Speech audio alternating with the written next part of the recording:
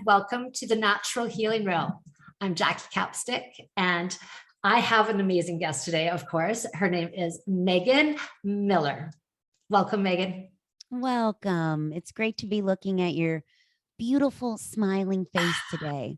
Yeah, yours too. Nice and bright and light and happy. It's, Yeah, it's almost like you have something to be happy about over there. isn't it something? I don't know if that comes with age or awareness or what, but I find that the older I get, the much more I'm aware of surrounding myself with people that energize me and that don't deplete me. Like if you're a good human, we pump each other up. There's good mojo there. Then I want to be in your life. I want there to to be connected. But anyone that depletes me, I find myself much more aware of. I don't have time for that. It's heavy. It's heavy. Yes. Walking around in some wet clothes. You just jumped in the pool and got out, right? Yeah. And people, they like to give it to you. They like that to share is that true. well, right? And are you empathic like myself? Like, do you feel the vibrations and the energies of other people? Like I really absorb it almost. Like I really feel like take it on, and then I really have to clear myself all the time. Return to sender. It's so funny that you say that, because for the longest time I did not have language around it. I didn't know what this feeling was, but I knew I loved to be around people, but I knew that I needed my alone time, and I knew that it was always emotionally taxing. Yes. And until I started to get into this work and as well in this movement, did I start to meet people, and I was like, and they would say to me, I can tell you're an empath. And I'm like, oh, that's what that is. It's so freeing when you're able to put language to something that you felt, right? Yeah. And this is what that means. Like, I really just found out what an empath, just because it really does. I pick it up and it's heavy, and you think it's yours. You're tired, and you're all of a sudden now you're grumpy. They say that while you're driving, just even driving, you're having great songs singing, and all of a sudden you feel agitated. You're literally picking up energies from people in the car beside you. Or how interesting. Like, it's like we're just so connected, all of us, right? Yes. We think we're not, because we're all separate, and that's what we see, but we're all just part of the quantum soup that's all connected, right? So have you ever read oh my God, is it Dr. Joe Dispenza? Have you ever? He's my favorite. Oh my God. Yeah. All you listeners out there have to dial into him, because it's exactly what Jackie's saying, how these energies play off of each other. He is brilliant. He healed himself from that accident. He was in like an Ironman. He was on on the bike, and got hit by a lady in a truck, and she didn't even know she hit him. She didn't even know she was dragging him on the cement behind with his bike. And yeah, he was paralyzed. His back was all broken. I didn't know that. Yeah, that's that. And so he was kind of dabbling in this, being a chiropractor. He was really into the natural health and yoga, meditation type stuff, is what I believe from his story. But he was given pretty much, you're paralyzed for life, like this, surgeries, metal rods. And he was like, no, I know I can't live like that. So he then reconstructed in his mind visually his spine being whole and healthy. And then he'd start to get into, I'm going to have to sell my practice, and oh my God, what to do? What about so? And then he'd start again. So he'd get back into that space, and he'd visually see his spine, vertebrae by vertebrae, whole, healthy, vibrant as it's supposed to be. And he did that every day. What did he say? It was at 6 weeks, he was healed.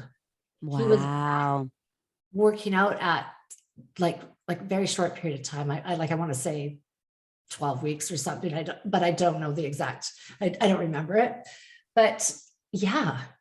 And so how did that happen? So he explains, like, I did that. Did you do any of his courses? No, I've always wanted to, but I haven't. Oh, you do. It's life-changing for sure. And there's like 1,000 of you, right? And he just is, how he explains it and everything. He just explains the energy of the body, what's happening, and how this is actually possible, right? And how you Mm-hmm. have to get up into your heart energy center for healing, right? Like our lower energy centers is usually where we are with all the emotions of the this and the that, and right, which we're not aware of. Like learning all that is just so important if you're wanting to kind of get into this space, I believe, right? Well, here's to Dr. Joe Dispenza. Love him. One day I'm going to have him on podcast, right? Yes, just keep visualizing it, Oh, right? yeah. I visualized meeting him at the week-long event, and guess what happened? Because we did You a met him. meditation the first night, and you do the, put into a box and what you want to bring to you, right? Because we're manifesting. Next morning, I got up and my group was sitting front and center. I was a little bit just before they closed the doors, straight up the front. And he came from his podium and walked to the front of the stage and said, "Good morning," and shook my hand. And I was like, "Oh, yeah." I And then I love got to that. sit front and center and for the whole day. Like, ask and it is given. I Seriously. love that. Ask and it is given. How beautifully Have to worded. Yes. ask. Now let's get talking about you. Let's with your whole journey and your message that you're sharing is so, I mean, every message is important, but this is everybody's dealing with this in our lifetime because we're all working as hard as we can and we're trying to get as many things as we can. And we're trying to be the best we can at all these different things and best parents and the best, right? You have a story of your addiction that happened to your corporate life. You just Mm-hmm. lost yourself into like a workaholic type thing, just doing the grind, right? Doing the Yeah. And here's the thing. We never think the addiction to the drug of achievement is a bad thing. right. Because you think, well, I'm working my way up the corporate ladder. What's wrong with a good hard work ethic? I came from a single mother household where, by the time she was 23, she had two kids and was raising them single-handedly, working two jobs to keep a Bless her. roof over our heads. So, yeah, bless her. And so when you don't have anything, you think that, okay, well, you're going to go out and get more. So, right. And we're Yes. culturalized to believe that it's the more money, it's the nicer car, it's the fitter body, it's the nicer kitchen, whatever it is. And you think that that's going to fulfill you. And when it doesn't long term, you think you've messed up the assignment when really we're never taught these most foundational things. I never was that it had to bring me to my knees for me to realize there's another way to live. Hence, Jackie, your point on building this movement and helping other high performing go-getters detox off the drug of achievement with these micro steps that I had to use to take my life off of this just disconnection from it. And I felt so alone. You would look at my life and it looked like I had the best of the American dream, right? The great job, traveling coast to coast, out at parties every night. But really, I was living and hiding behind a mask, a shell of a person. I was binge drinking every chance I got because I hated the silence. I was $20,000 in debt because I overspent, because I thought the handbag would fulfill me, the thing would fulfill me. It never did. And I was in a loveless relationship. And that's the Awesome. stuff we never talk about, right? Right. And then you think it's just you. Yes. Many people don't realize they look and they're looking at as everybody else is looking, right? You look successful. You look like you have it going on all areas, which you did. You just forgot. We forgot the foundation. Right. And here's the other thing. I never took the time to stop and celebrate any wins. So not only was I always living in gap, okay, well, now I got this promotion, but now I got to go here. Okay, well, I got this car, but now I want the nicer car. Okay, well, now I can afford this bottle of wine, but I want the nicer bottle of wine. Like, you always want the next thing, and it's never enough. And we never teach people or talk about it enough to say, hey, take a moment and celebrate your wins.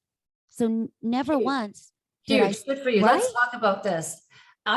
you feel it, that you're doing it. You watch it in the people that you love doing it. And what is the answer to that? How do we solve that? What do people do when they're working around the clock and they Yeah. kind of notice that and they're feeling like that? You have to be aware first, right? Yes. And I think that's the most powerful key. Like, as I said earlier, we think it's these big things, but it's really these small things. So the three keys that I say gifted me this to go from disconnection to connection, the courage to connect with a woman that I always ignored, never took the time to get to know, let the world bully over myself. It's these three simple keys. And it's often the simplest stuff, Jackie, that we talked about that you should do, but you don't do, right? Like, how many times do we know that we should do certain things, even if it's just to eat a little healthier, not check the emails first thing in the morning, not scroll social before you go to bed? All of these, moving your body, all of these things that we know we should do, but we don't do. So there were three keys. And for me, it was making time for me. I never put myself on the task list of 85,000 things to do in a day. So it was taking the time, and something so simple, Jackie, as here's one: when the alarm would go off in the morning, getting up, not hitting snooze for 10 times. Like, that's a promise you made to yourself the night before. Keep the first promise you made to yourself. This is good. This is so simple and So simple. so So simple. so not understood how to get there. None of us know how to get there. I've really just been working on coming into this and landing and being able to find that space, really find that space in the last few years. And it's a journey. Like we talked about earlier, we want the quick fix, right? We all want to pop a pill, get the Amazon book and wake up and be happy in 24 hours. And that's not the way this works. It's a journey. It's a journey. Journey, but then nobody's talking about it. And so nobody has any idea of how, right? That's so right. Buy a book or they're right. Like, yeah, it's, and even myself, I have all of the books I have, and I love this work. And that's the kind of stuff that I've always just done my whole life. But what I realized was I wasn't able to live it. Yeah, it's hard Right? to You have change your to be able habits. to apply it with everything that you're doing. And we don't see ourselves. So first of all, That's true. And we will do more for others than we ever will for ourselves. But before I go off path or path here, let me so go number back two for is you. what? Yeah. So number two is keeping that promise to yourself. So if you wake up in the morning and you tell yourself that it is a beautiful day and you want to sit outside with a book for 10 minutes that's been getting dust on your nightstand table, you want to get off the screen, off the phone, sit outside 10 minutes in the sun with the book, you do it. Or if you always loved photography and then life got a hold of you, it's taking 10 minutes and going outside with the phone or taking the class, even if it's 4:30 on a Tuesday, keeping the promise to yourself. And if you do that, start small, 10 minutes. Then maybe the next week you add 20 minutes of the thing that makes you happy. And then maybe the next week you add 30 minutes. And if you do that, Jackie, every day, 30 minutes of the thing that makes you happy and lights your soul on fire, you will have taken by the end of the year a 5-week sabbatical to work on your dreams and you. Right. Good for you. That's just so simplistic and so easy to do. And what do we need to do? We need to then put it in, we need to schedule it. You schedule it and you don't cancel it. Like, that was always my thing. So I'm a calendar junkie, still am. I think I always will be. Type A in me will never go away. Yeah. But here's the difference. I used to put things in for me, Jackie, as simple as going to maybe the DMV to get a license renewal. Nothing fancy, but I would cancel it because somebody in my life would need something from me. But what has changed is that I don't cancel the things for myself. So I make a promise in the morning of what is one thing I can do that'll make me happy. 10 minutes to something. And then I do it. And then you do that consistently. That's the third key. Repetition is the key to success. Oh, right. It's the key to everything, that consistency. And I think that's where we all kind of stumble a little bit, right? We have the good intention, we set the intention, and then sometimes we don't make it through the first day, but Well, right. Or we want the results like this. So we want the results like this, and right. we want them in the package that we think we want them. And when we don't get them in that exact way within 24 hours, we're like, screw it. It's not for me. It won't work. Things will never work. So we go back to the devil we know versus going through the lane of uncertainty, right? Like we will fight and we will claw to keep ourselves certain. We want certainty and we want significance. Yeah. And these things, when you're doing things that you don't typically do, regardless of how small they are, your brain will go, whoa, whoa, whoa, we don't ever do this. This is uncomfortable. And then that demon in your brain starts talking and saying, this won't work.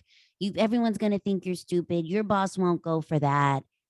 But it's just retraining yourself that one, that voice in your head isn't you. Because when you start to question it, it'll get quieter and quieter and quieter and quieter. And when you make the promise to yourself and when you show up for yourself, you're rewiring your brain and rewiring that habit loop, right? To say, wait, I do keep these promises to myself. I do show up for myself. And the demon gets a little quieter bit by bit. Yeah. It's 100% true. And it makes me laugh that you said that, we do this one thing and then we're thinking, okay, well, where is it? And I literally another time that I saw Dr. Joe, I was on a Mediterranean cruise ship and he did something. And then the next day at coffee, I had met this couple the day before we did a vineyard or something, but they literally did. They said to me, well, I did the meditation and it didn't work. And I just almost, it was hard for me to not laugh because it was just so innocent and just, they don't know. They don't know. I read something online the other week. You'll love this. And it's so relevant to what we're talking about, that when you go out to eat at a restaurant and you order something off the menu, you don't every 5 minutes tap the server and say, where is it? Is it coming? When is it coming? Where is it? When am I going to get it? You enjoy the meal, you enjoy the ambiance, and you know that it's coming. This is no different. So first thing in the morning before you get out of bed, you're going to have a little chat with yourself. You can do. Yeah. So I would recommend, if you're looking to implement any sort of morning ritual, right? Like I hate the word morning routine because it makes you think that you gotta do the kale smoothie and the yoga for an hour and meditate. No one has time for this, but what you do have time for is 5 minutes. So I would say start with 5 minutes. I would get that alarm. We all use our phones. So I would get a phone charger for your bathroom, get it off the nightstand table, because you wouldn't put cookies in your kitchen table if you were on a diet, right? So why are you gonna put the phone right by the bedside table? Right. So put the phone in the bathroom. Addicted. Because it's addicted. And then you're scrolling social, and it's never just a quick 5 minutes. So you're scrolling your social feeds, then you're checking your emails, then maybe you're shopping, then maybe you're sending emails. Then it's like a rabbit hole and you can't get out of it. So take away the temptation. Put the phone in your bathroom. My husband got me a $20 phone charger from Amazon. It changed my game. It changed my life, because when I go in our master bedroom, the phone goes in the phone charger. And now I am getting ready for a night's sleep. So I'm not looking at that phone. And then it forces me to get up out of bed when the alarm rings. So I would say, get the phone away from the bedside table. It's the first thing you can do, or the nightstand table. Set the alarm and get up when it rings. It doesn't need to be the same time every day. Give yourself the hours of sleep that you need, but get up when it rings. And then take 5 minutes and put pen to paper. How are you feeling today and why? You don't need to restrict it. No one needs to see it. Just allow yourself that moment to truly connect with yourself and ask yourself, how am I feeling today and why? And then you do that for a little bit. And then I would add on to that, hey, what is one thing I can do that makes me happy? And do it. And you do that consistently. Yeah. And you build that momentum, right? Yes. Brick by brick by brick. Yeah. And I loved, you were saying, I'm not sure if it was before we started the podcast, just the baby steps. Like you just I love that, because what happens is we decide, okay, we're in the mood, and today's the day of changing my life, right? And I see so many people do this and say this, and it really makes me giggle, because that's not sustainable, right? Where, I'm going to go to the gym every morning of the week. I'm going to do, right. It's like, hey, you're setting yourself up for failure, really, right? Yes. Yes. Like we think it's these big things, which is picking up, quitting the job, picking up and moving, dry January, eating only fruits and vegetables. To your point, I'm going to work out every day. But we're not setting ourselves up, one, to be sustainable, and two, we're not even really getting to the root of what we want, because we keep things on surface level. So the common denominator in all of these things is you. And what you really need to take time in, and this is the hard work, this is the uncomfortable stuff, this is what nobody likes, is you really need to dig in and ask yourself, well, what do I want for my life? Right. Right. And that's the question. And now that's a journey, So when I started out on this journey, when I was $20,000 in debt, when I was binge drinking every chance I got because I hated the gut whispers that told me I wasn't living the life I should, but it was scary as all hell. And so I ran from it. I was a runner. I hate uncomfortable conversations. I hate uncomfortable feelings. So I would run from that to email, then booze, and then it was typically food was my addiction process. And I was also in a loveless relationship. I was disconnected from all the people in my life, but I had the cool, sexy job. But so for me, what was my moment of clicking was an ex-boyfriend of mine got me for Christmas. It's funny, you remember the good Christmas gifts and the bad Christmas gifts. You never remember you never remember anything in between. And he got me two gifts. One, this will be a PSA to everybody out there. Don't get this for anyone in your life. He got me anti-aging cream. Thank you. That should have been a sign. Right. That's like find your wife a toaster or a new, right? Yeah. Yeah. Thank you. And then the second was, and now I'm going to age myself, but it was a Tony Robbins box CD set. Remember those box CD sets and they would fold out? And as I listened to that, I didn't even realize, Jackie, how desperate I was for something, anything, but I was so desperate for anything to pull me out of this. And as I was listening to Tony Robbins blasting through the loudspeaker of the car, every chance I got, it hit me that the person that got me here, it wasn't my family situation. It wasn't work. It wasn't my boss. It wasn't my ex-boyfriend. It wasn't the world. It was me. Yeah. And the only person that was going to get me out of it was me. Yeah. And that began the crawl of a journey to get to know what I want. And so that's been a 7-year journey to figure out what I truly do want. And that this process is exactly what I did. Brick by brick by brick. Started making time for me, keeping the promises to me, and doing that consistently.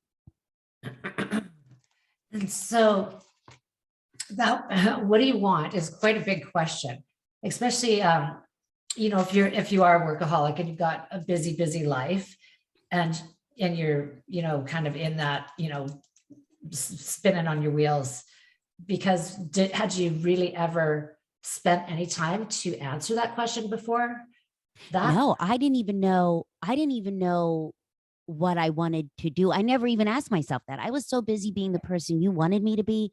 I had no idea who I was. But here is where I had another aha moment that I want to share with your listeners in this beautiful community, is that what I had realized was, think of your life like dresser drawers, right? Yeah. So you have your career, you have your relationships, you have finances, you have self-worth, and you have your health.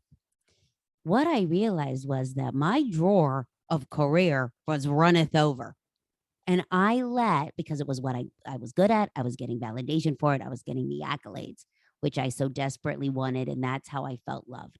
What I left empty was everything else. Yeah. Everything else.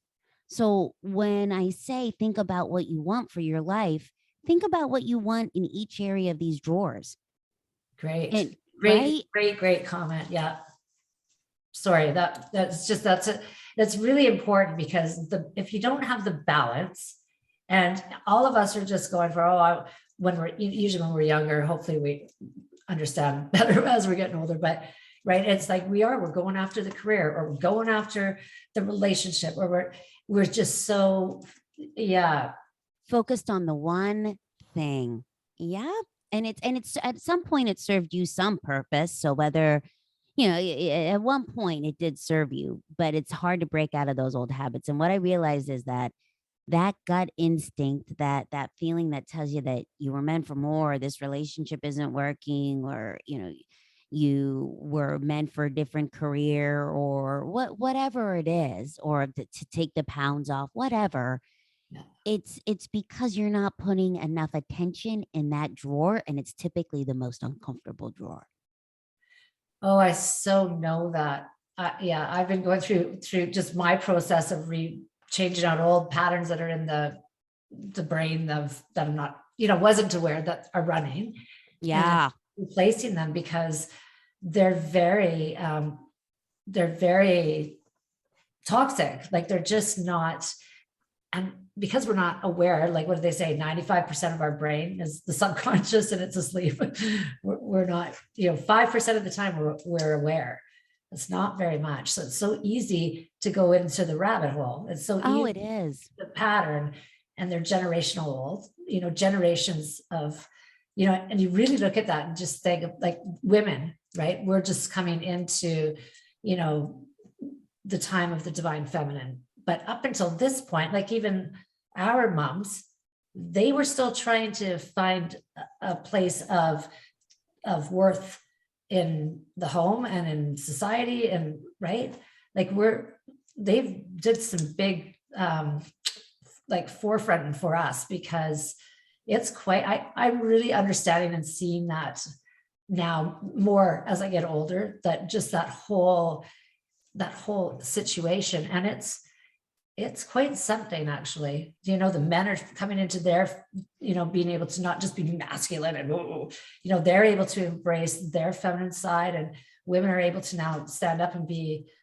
counted, right?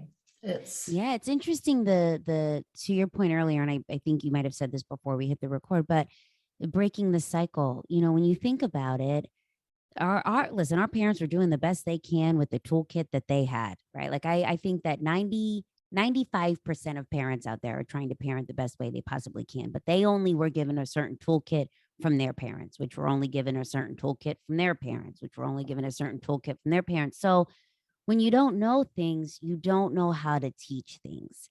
And that is why, we become a habit pretty much of our environment and what we saw. And that can be finances, that can be relationships, that you can so quickly, that's how your life becomes on autopilot, because you're just so used to these things that you've seen and that you were taught. Right. And not aware that that's And what's, not aware. Yeah. and it's Yeah. happening. What does Bruce Lipton says? It happens 0 to 5 or to 7. Everything that we're watching as a child, that our family's doing and our parents are doing, we then use that as our foundation, which is, my house was, I mean, I have a great family, but very, very toxic. It's interesting that you say that. So when I think back, so when I started this journey, I think it was around 35 or so. And I was surprised, which I shouldn't have been, but I was surprised at how many things came up from childhood that I had not dealt with. If your family was anything like mine, we did not talk about shit. Like, you went up to your room, you dealt with the hard stuff, which was basically stuffing it down. You learned how to stuff things down early. And then you came back down and you joined the family. So I had layers upon layers upon layers of things to deal with, abandonment because my father left. My mother was young and raising us, so I always needed it. It felt like I needed attention. She was working 2 jobs, and I felt like I had to take care of her. Then I was raised, as we all are, to be the good student, good daughter, good employee, hence this whole chameleon, people pleasing mode. And I really had to unpack that. And that was the biggest struggle, because we like to keep things on surface level because it's easy and it's comfortable. Well, and what I experienced was the shadow, right? And I had, even though I've known and read this work, it was like the shadow. I know I know that I've learned about that in my courses and stuff, but for some reason I'd never found that shadow. Yeah. It's that little girl that thought it was her fault, right? Dad's Mm. yelling, and mom's, like it was, and that's what's happening for our little ones. They're perceiving something way different than maybe what's happening, but it's yeah, it's and and and just think, like my mom, her house was bombed in the war, right? And like just coming from that place of fear and scarcity, and it's not that long ago that war and there wasn't enough. So we're products of that. I had read something the other week and I thought it was so interesting and so relevant to what we're talking about this notion of parenting yourself.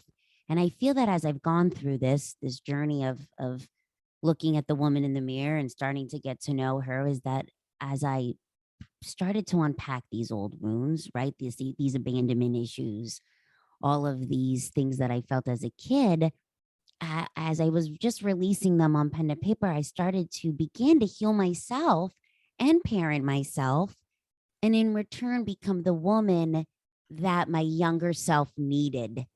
Isn't it's very interesting when you're able to take the power back and begin to parent yourself through this process. And for me, it became very easy to do through writing, like things that I didn't have language for, I was able to just free write. So I would tell your listeners, if they're dealing with uncomfortable things, it's not a one size fits all, but I would try just this free writing. Put yourself in a room with a candle, no technology, pen to paper, and give yourself a couple minutes to just free write. There's no right answer, no wrong answer. Don't restrict yourself.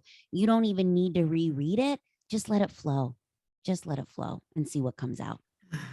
It's very powerful, and it is. You're right. It's huge. I have so many books all over the place. Whatever there's a book, just to, and you don't need to know what, if you have something to write. I think that's what stops us, is then, okay, well, what am I going to write about? Right. So then we get in our own way. Oh, yeah. The what? Yeah. You start getting paralyzed by the what ifs. Well, I don't have anything to write. This is stupid. I can't do this. But just give yourself, just sit there for a minute in the uncomfortableness and just see what comes. Yeah. Yeah. Just ask for an open space for, source, the divine, to move through you and help you. Or yeah, asking has been my biggest gift. I love that. And yeah. And it's so powerful. Like we are so looked after, Mm, and learning and understanding that and learning to trust that was a very big process for myself as well, because not I didn't go to church as a child. I didn't know about any of that.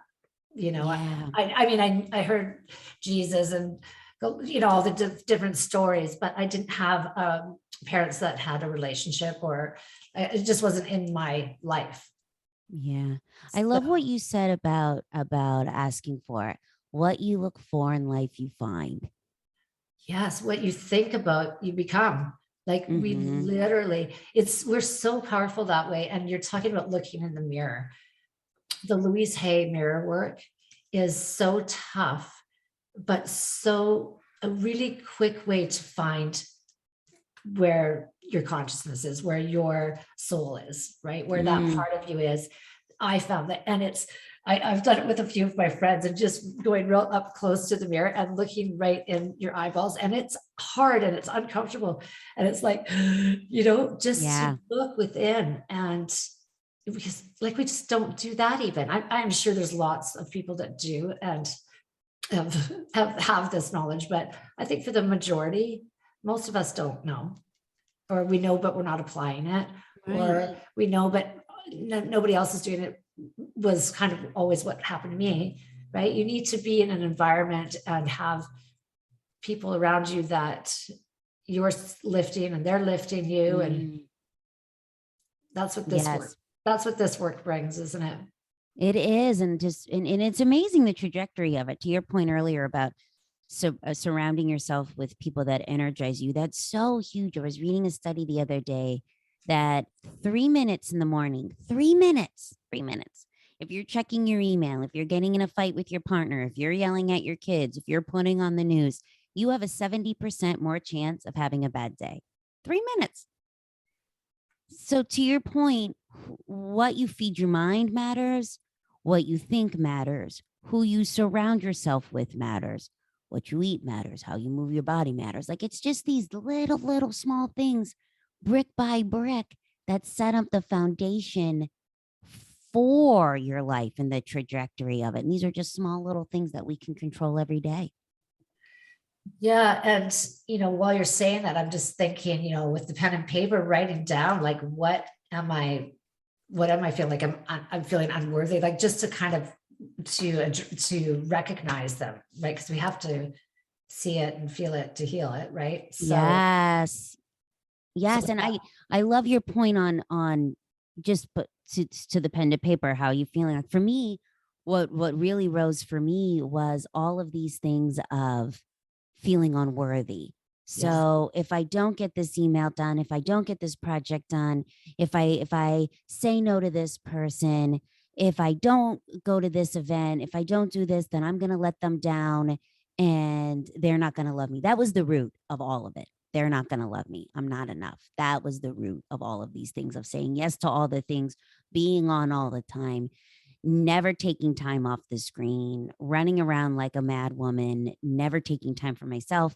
It was all of these things that I felt like I needed love from all of these other sources of validation because I wasn't giving myself any, because I didn't know how. right. And you're saying that, and I'm sure there's so many people that will listen to that and say, God, I feel exactly like that. Yeah. Because that was my experience. I was a workaholic as well. My parents were workaholics. That's what I knew. If I Yep. wanted to get any type of, compliment or acknowledgement, yeah, oh, you worked a 10, 12 hour day and how much money, oh, did that's where I was going to get it only. Yeah. I'm busy. I'm busy. It's busy. We're busy. And that's when I say you go back to the 3 keys. Go back to the 3 keys. Make time for you.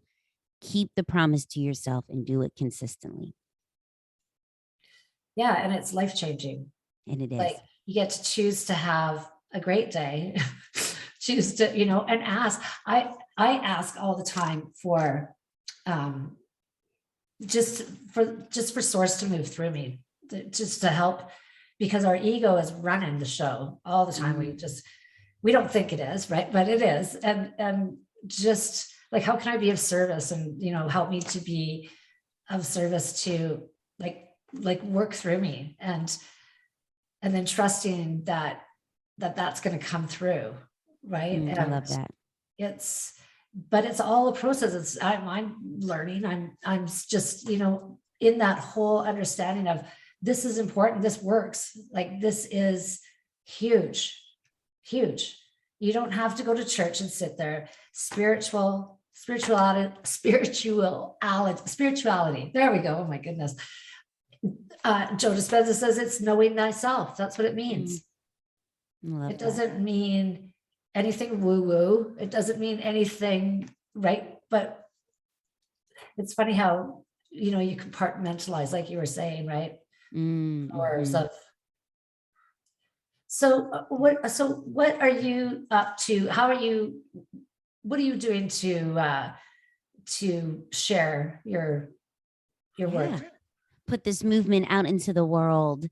So if anyone is interested in having me come speak with their corporation or member organization or association, if you just go to Megan, MEGAN hyphen Miller, MILLER.com, that's where you can connect with me.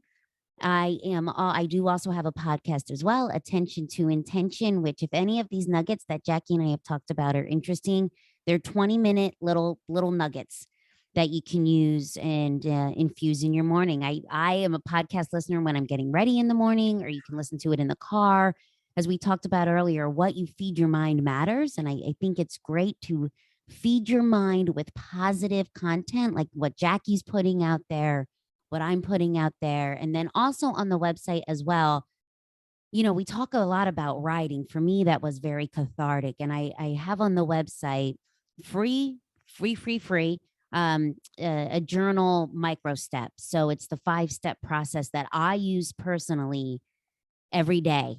And if you Love just go to megan-miller.com, you can download it for free and start to infuse that process in your mornings. And it'll it'll change how you show up, I promise. And when the demon inside your head tells you that's stupid, I don't want to do that, I want you to just check it, recognize it, because that's not you. That's not you. Yeah. Delete. Delete. Right. Yes. Right. And Delete. then fill it with something that does work for you, like a new thought form. Yes. A lot of people say they find, it's interesting because everybody's so different in what works for them. Absolutely. For me, when that demon starts chirping, one, I recognize it. And I think there's so much power in that. And then I start to talk to myself the way I would my best friend, someone I love, because we will do more for others than we will ourselves. So when you're able to flip the thought and start to talk to yourself like you would your best friend, there's so much power in that. That worked for me. Other people say they find it valuable when they're able to, as soon as they hear that voice, to start talking about what's good in their life, what's positive. And then I've heard from other people that once that voice starts to pop in, they like to ask themselves, well, do I know this to be 100% true? And no, you don't. So then you start talking your way out of it, whatever story you're telling yourself. But I would just try and see what works for you. It's not a one size fits all. No, it's not. And you're going to get started and then you're going to forget one day and then Hmm. just keep going, just keep trying. It's like the quit smoking thing, right? It's like you know, whatever it is that we're trying to learn. Yes, just consistency. The third key, consistency. And if you mess up, hey, welcome to being human. You got tomorrow, right? Yeah, no, really. And the morning, I know that the morning is the time because that sets the whole tone for the whole day. Oh, it does. Oh, it does. And I would just start with 5 minutes. Give yourself 5 minutes, put the phone in the bathroom, get up when the alarm rings, 5 minutes, pen to paper. How am I feeling today and why? And that's a great way to start. And Yeah. then go to Megan-Miller, get the journal downloads, and then you can start building on top of it brick by brick. Yeah. And the other thing that I noticed was that you start to just get these downloads when you start to write. Like just pick up the pen and the paper and don't just start to write. Don't think about it. Just let it come through. And all of a sudden you'll be writing so fast Yes. you won't know what's happened, right? And Yes, and I love that. I love that point. When I first started, well, actually, no, this still happens to me 7 years in the journey. I find that I'm censoring myself. I'm like, no, don't write that. That you can't. Don't no, don't go there. And I'm thinking nobody even sees this but me. So interesting. why am I censoring myself? Yeah. Nobody sees it but me. So I would just say, don't censor yourself. Just be aware. Nobody sees it but you. It doesn't need to make sense. If it comes to your mind, just write it down and then you free it.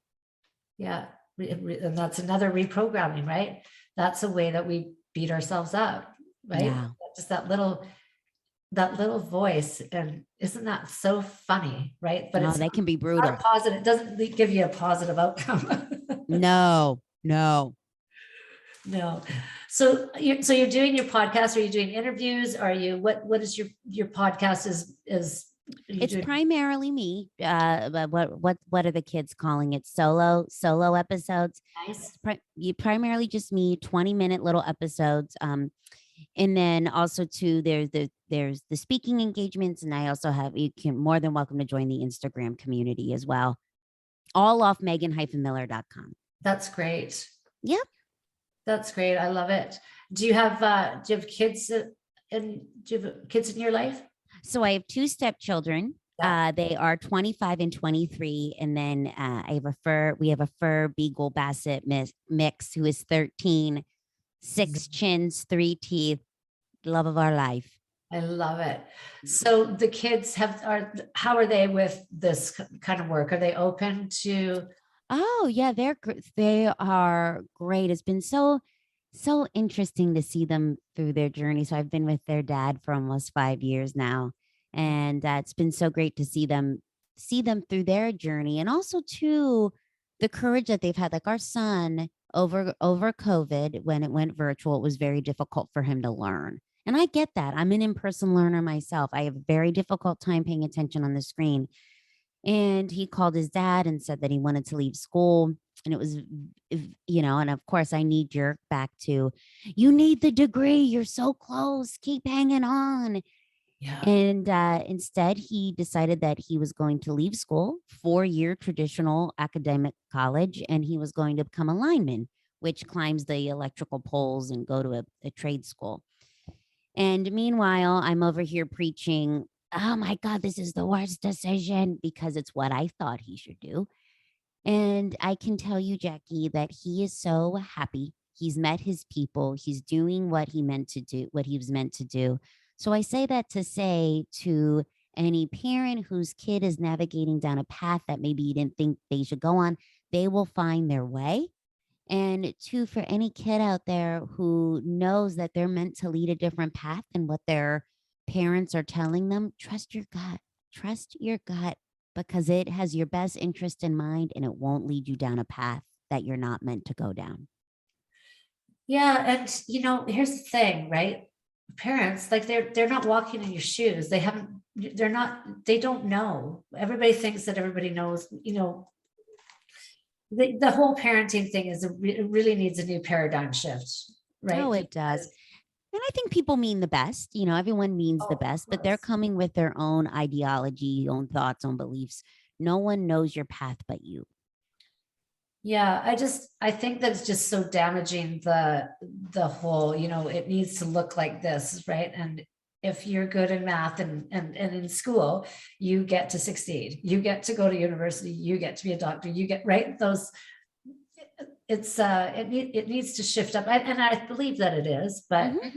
it is like that whole society thing. Then you go to work and then you become a workaholic and you Yeah. climb that corporate ladder and yeah, I think that the COVID, although it was filled with fear and challenging and awful all the way around, it made all of us stop. Yes, to say, I Could don't you want to have live gone like any this. faster? Yeah, that's true. No, that Jackie, that's so true. Corporate America conversations are changing. There's all this talk right now about companies trying to do return to office, at least in the States, and employees are coming back and saying, no, I don't want to live like that. I don't want to get up super early in the morning to go to the commute, go to the office all day, come home late. There's another way to do things. And I think that's such a needed conversational change. And thank goodness we're there. Yeah. Yeah, I just don't think that we could do any more at that point. I don't think all of us were, everybody's just maxed with as much as they can do during a day and then probably not even finishing before you're finishing your stuff. And yeah, I think that, well, we know with contrast, right? You always get, there's always good that comes out of bad or what we perceive to be bad. Yeah. That is true. That is true. Who was it that said, I never fail, I always learn? Someone said that. And I was like, yes, that is so true. It's all in how you look at it. Yeah. We always learn the most when we're uncomfortable. Preach. Yeah. And um, is there anything that you really want to, like a message that you want to make sure that you get across? Like you've been on a great journey and an awakening. And is there something that kind of has been life altering for you that you had an epiphany from that you want to maybe share?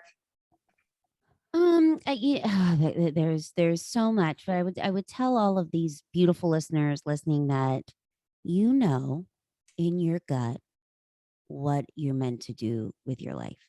You can sit there and say, no, I don't. No, I don't. Yes, you do.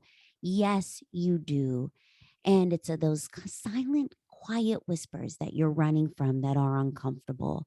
That if you just give yourself a little courage every day to lean into it, and hopefully that comes in the peace in the morning when you're giving yourself 5 minutes, pen to paper, that it starts to emerge what you want for your life. And I hope that you give yourself the courage every day, brick by brick, to show up for yourself because we wait and we hustle all day for validation from everyone else, but we never take the time to give it to ourselves. So I would tell you to please take the time show up for you, make time for you, keep the commitment to yourself, and do it consistently. And you're not alone. That is for sure. That is for sure. I think a really, those little pocket tools that you kind of learn along this Yeah. process, and there's thousands of them, and some work for some and some work for others, right? It's all, we're all different, but yeah, I just lost the point I was going to tell you. Pocket tools. So pocket tools, some work for something, some work for others. Anything coming back? What were you just saying before that? Oh my God, what was I saying? God, isn't that a crying shame? It really is. I apologize for that. Oh no, listen, my brain. It'll drop back in and I'll be like, oh, blah, blah, blah. Oh yeah, especially when you're going to bed at night, right? You ever have that where you're about to close your eyes and go to bed and you're like, man, that's the word I was looking for. Oh yeah. And then I didn't remember a situation, then all of a sudden the whole download comes in and I remember. Oh yeah, right. Yes, I know it, my friend. Before you go to sleep. Goodness, that's frustrating. It's just totally left me. It's not, anyway. I've been there. It's a thing. It's a thing. It is a thing. I like to blame it on the brain trauma and stuff. But you know what? The more I looked at all this stuff and took ownership of how to heal and what was mine and what wasn't mine, right?